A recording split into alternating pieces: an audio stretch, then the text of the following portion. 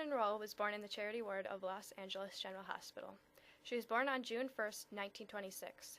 She was put in a foster home because her mother worked with a movie studio in Hollywood and wasn't able to take care of her.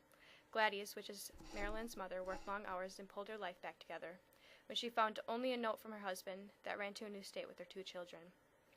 Soon she remarried, which didn't last long, and several months later found out she was pregnant. She was dating a few men at the time, so they would never know who Marilyn's real father was. Soon her mother became mentally ill after some family members died.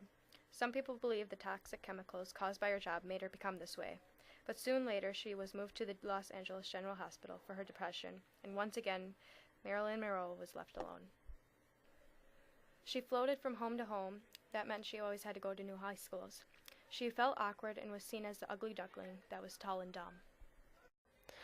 Marilyn Monroe met James Doherty when she was in high school. They got married when Marilyn was only 16, and shortly after they wed, he went away to war. She begged for him to give her a baby before he left, but he thought she was too young. She loved him, but they slowly grew apart. After many producers told Marilyn she wouldn't get jobs as a married woman, she filed for divorce. Her marriage with Doherty only lasted 4 years and ended in 1946. Despite Marilyn's nationwide sex appeal, she was never known to be unfaithful when she was in a relationship. Even during the affair between her and John F. Kennedy, she wasn't the one being unfaithful.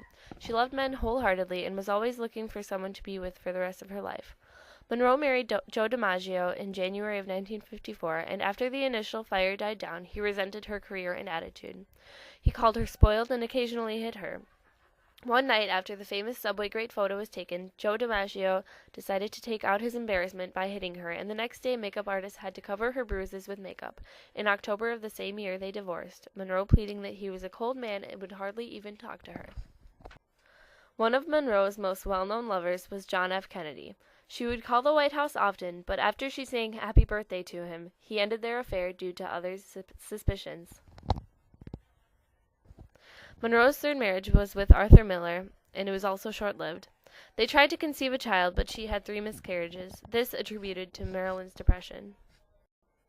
One of the lesser-known things about Marilyn Monroe is that she was very severely depressed.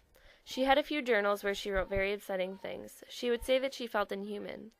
Marilyn loved acting because it gave her a chance to be the happy girl that she wanted to be. She eventually ended up taking a lot of drugs and was in and out of psychiatric facilities. She said the feeling after overdosing in a suicide attempt was that of relief. She died of an overdose in a probable suicide on August 5, 1962.